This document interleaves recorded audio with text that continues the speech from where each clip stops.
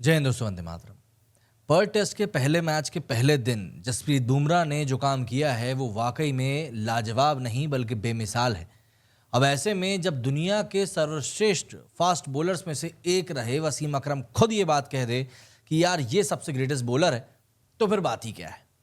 और Perth test के match के पहले दिन, जो कि मैंने आपको बताया ही, बुमराह ने काम ही ऐसा किया है कि क्रिकेट जगत इस समय बुमराह को लेकर नतमस्तक है कि भाई ये हम लोग कुछ एक अलग ही चीज़ विटनेस कर रहे हैं। अब हुआ क्या है इस मैच में कि भाई ऐसा कुछ हो गया। दरअसल जब टॉस जीतकर बुमराह ने पहले बैटिंग करने का फैसला लिया, तब हर कोई इनको क्रिटिसाइज कर रहा था क्योंकि पिच के ऊपर दिख रहा था कि भाई पेस बॉलर्स के लिए काफ़ी कुछ है। और कुछ ही देर में जब PAT Cummins, Mitchell Marsh, Josh Hazlewood ने अपना रंग दिखाना शुरू किया, तो ये बात तय हो गई कि भाई बुमराह ने गलत फैसला ले लिया है। कुछ ही देर की बात थी कि टीम इंडिया 150 रनों के ऊपर ऑल आउट हो गई, तो ऑब्वियस सी बात है क्रिटिसिज्म का जो लेवल था बुमराह के लिए वो और बढ़ गया। लेकिन वो कुछ क्रिकेटर होते हैं ना, जिनको कि जब आप प्रेशर में डालते हो तब वो ना और भी ज़्यादा निखर के बाहर आते हैं। बुमराह भी ना कुछ वैसा ही बंदा है। कैप्टेंसी का प्रेशर तो था ही था, टीम इंडिया 150 के ऊपर ऑल आउट हो गई थी और उसके बाद ऑस्ट्रेलिया को उससे कम पे आउट करना था, इसका प्रेशर तो अलग था। और बुमराह ने उसके बाद जो जादू चलाना शुरू किया, बस वही था जिसने कि पूरा का पूरा गेम पलट दिया। दरअसल बुमराह ने शुरुआत के 6 ओवर डाले और सिर्फ 9 रन देकर 3 विकेट निकाल लिए, जिससे कि ऑस्ट्रेलिया की कमर जो थी वो टूटना शुरू हो चुकी थी। ज़्यादा कुछ बचा नहीं था ऑस्ट्रेलिया के पास में। हुआ कुछ यूँ था कि इंडिया की जो स्टार्ट हुई वो काफ़ी ख़राब थी बॉर्डर गावस्कर ट्रॉफी की, लेकिन उसके बाद में जिस तरीके से बुमराह ने अपना जादू चलाया उसकी दरअसल यहाँ पर हर कोई बात कर रहा है। और वो मौका था कि कप्तान जब हाथ उठा के बोलता है ना कि भाई मैं देखता हूँ क्या कर सकता हूँ। बुमराह ने सीधी सी बात है, सबसे पहले डेब्यूटेंट था मैक्स स्विनी, उसको चलता किया। 13 बॉलों में 10 रन बनाए बंदे ने, ज़्यादा कुछ वो कर नहीं पाया। बॉल एक अंदर आ रही थी और हल्की सी बाहर की तरफ निकली और बंदा जो था फ्रंट पैड पर बिल्कुल ख़त्म हो गया, उसको कुछ बचा नहीं। डीआरएस लिया, लेकिन जो डीआरएस था वो इंडिया के हक में गया, मतलब अंपायर ने नॉट आउट दिया था। इसके बाद कोहली से पूछा बुमराह ने, कोहली ने कहा नहीं ले ले यार, बनता है यहाँ पे, डीआरएस लिया और उसके बाद उनके हक में वो चीज़ आ गई। एंड मानस लबुशेन को भी उसने 2 बॉल बाद में ही हासिल कर लिया होता डक पर, लेकिन विराट कोहली से एक सिटर छूट गया। अमूमन ऐसा होता नहीं है, पर विराट कोहली के दिन आजकल जिस तरीके चल रहे हैं, कोई बड़ी बात नहीं है कि अगर वो बाउंड्री पर एक आसान सी बाउंड्री छोड़ दें तो।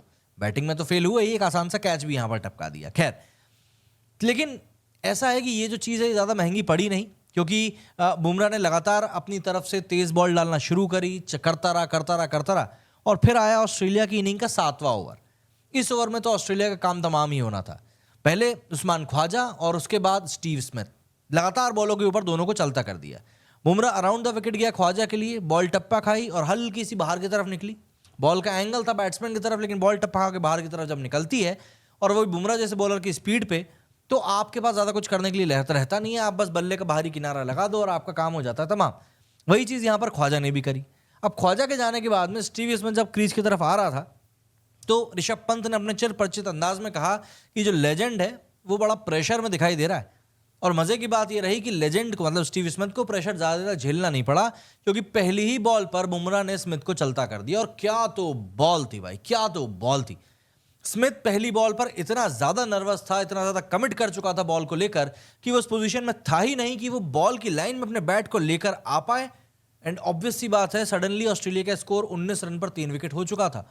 और यही वो मोमेंट था जिसके बाद वसीम अकरम, जो कि कमेंट्री बॉक्स में बैठे हुए थे, उन्होंने चिल्लाया ये दुनिया का बेस्ट बॉलर है, दुनिया का बेस्ट बॉलर। वसीम अकरम जैसा गेंदबाज जब ये बात कहता है तो ऑब्वियस सी बात है ये बात आपको फील करनी चाहिए। माल्कम मार्शल और जोएल गार्नर से भी ऊपर बंदे का स्ट्राइक रेट जा चुका है अगर हम टेस्ट क्रिकेट की बात करें इस मामले में, कि जब किसी गेंदबाज ने 150 विकेट कम से कम लिए हो, तो ये अपने आप में एक बड़ा फीट है, कोई छोटी मोटी बात नहीं है। बुमराह ने जिस तरीके से इस मैच में टीम इंडिया की वापसी कराई है, एक कप्तान के तौर पर ये फास्ट बॉलर की सबसे अच्छी परफॉर्मेंस है, मैं तो यही कहूँगा। लेकिन बात यह है कि सिर्फ वसीम अकरम साहब नहीं, बल्कि कई सारे लोग हैं सोशल मीडिया पर जो कि इस समय बुमराह की तारीफों में पुल बांध रहे हैं, और उन्हीं की ज़रा हम लोग यहाँ पर बात करने वाले हैं। जैसे कि सबसे पहले तो मलिंगा ने कहा कि Jasprit best in the world Bumrah. Lasith Malinga ये अपने आप के यॉर्कर किंग, अपने आप में यॉर्कर किंग रहे हैं।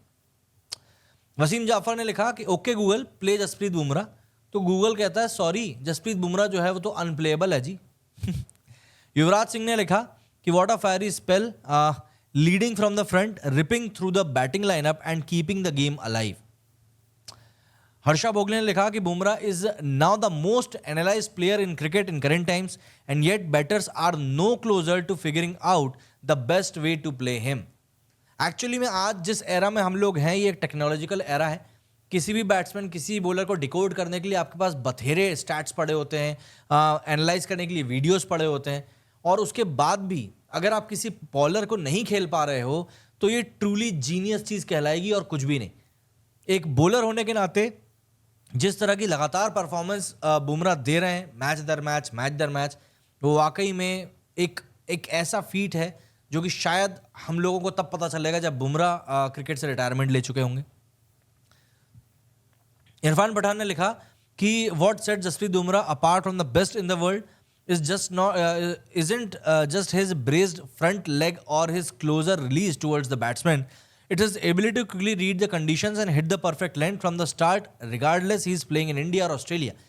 बिना पिच को देखे बुमराह की एक क्वालिटी कि वो एन मौके पर ही डिसाइड कर पाते हैं कि मैच की सिचुएशन के हिसाब से क्या खिलाना बेहतर रहेगा, यही बुमराह को एक बेहतर गेंदबाज बनाती है. मांजरेकर साहब जो कि आजकल बहुत क्रिटिसाइज हो रहे हैं, ये लिखते हैं not for the first time and certainly not for the last. Indian bowlers bail India out and not for the first time and certainly not for the last. Bumrah is at the forefront of it all. Delhi Capitals ने एक ये तस्वीर post करी जिसमें कि कोहली ने कहा था कि मैं बहुत खुश हूं कि बुमराह इंडिया के लिए खेलता है. वरना इंडिया की तो भाई धूल उड़ जानी थी. और सबसे बड़ी बात यही है भाई, बुमराह है तो टेस्ट मैच में काफ़ी हद तक हम लोग रिकवरी कर लेते हैं. ये देखो, ये वसीम अकरम ने कहा था the best bowler in the world that is Jasprit Bumrah the goat. Ravi Ashwin ने डाला स्टोरी को कि यू बिलोंग हियर, बीसीसीआई के तस्वीर को शेयर किया है. आरसीबी भाई अच्छा खेले या ना खेले, ये लोग पोस्टर्स बहुत अच्छे बनाते हैं. इन्होंने पोस्टर बना के डाला captain India the summer soldier down under. और भाभी जी संजना गणेशन जो हैं, जो धर्मपत्नी है बुमराह जी की, उन्होंने तो बूटी की ही तारीफ कर दी. उन्होंने लिखा ग्रेट बॉलर इवन ग्रेटर बूटी. तो भाई बुमराह इस समय हर तरफ छाए हुए हैं, सोशल मीडिया पर हर कोई उनके बारे में बात कर रहा है. बंदे ने गेम ही ऐसा दिखाया है कि आप उसके बारे में बात किए बिना रह ही नहीं सकते हो. और इस तरह की परफॉर्मेंसेस वैसे भी बहुत लंबे समय में आती हैं, लेकिन ऑस्ट्रेलिया में जाकर इंडियन बॉलर्स का परफॉर्म करना अब ये एक आम बात होनी जानी चाहिए. क्योंकि जिस तरीके से इंडियन बॉलर्स परफॉर्म कर रहे हैं ऑस्ट्रेलिया में, मुझे लगता है कि ये एक सेलिब्रेट करने वाली चीज़ है कि हमको एज एन इंडियन इस चीज़ को रिकग्नाइज करना चाहिए कि हमारे पास ऐसे बॉलर मौजूद हैं जो कि सामने वाले देश में जाकर बता सकते हैं उनको कि भाई ऐसा है कि अगर हम इस विकेट पे नहीं खेल पा रहे हैं तो तुम भी नहीं खेल पाओगे. ये बात हम मेक श्योर करेंगे. और ये मुझे ऐसा लगता है कि सबसे सटीक तरीका है आपको ये समझने का कि भाई आप एक कैसी टीम को इस समय विटनेस कर रहे हो. देखिए, न्यूजीलैंड के सामने जो हुआ वो हो चुका है, वो खत्म हो चुका है. उस किस्से से अब हमें आगे बढ़ने की ज़रूरत है. और वो एक किस्सा था जो बीच में हो गया, खराब एपिसोड था जो बीत गया. अब हमें आगे की तरफ देखना है और हमारी टीम को जो सपोर्ट की ज़रूरत है वो सपोर्ट हमें हमारी टीम को देना है. क्या कहेंगे आप लोग इस बारे में? कमेंट करके ज़रूर बताइएगा. मेरे इस वीडियो में फिलहाल इतना ही. जय हिंद, जय भारत.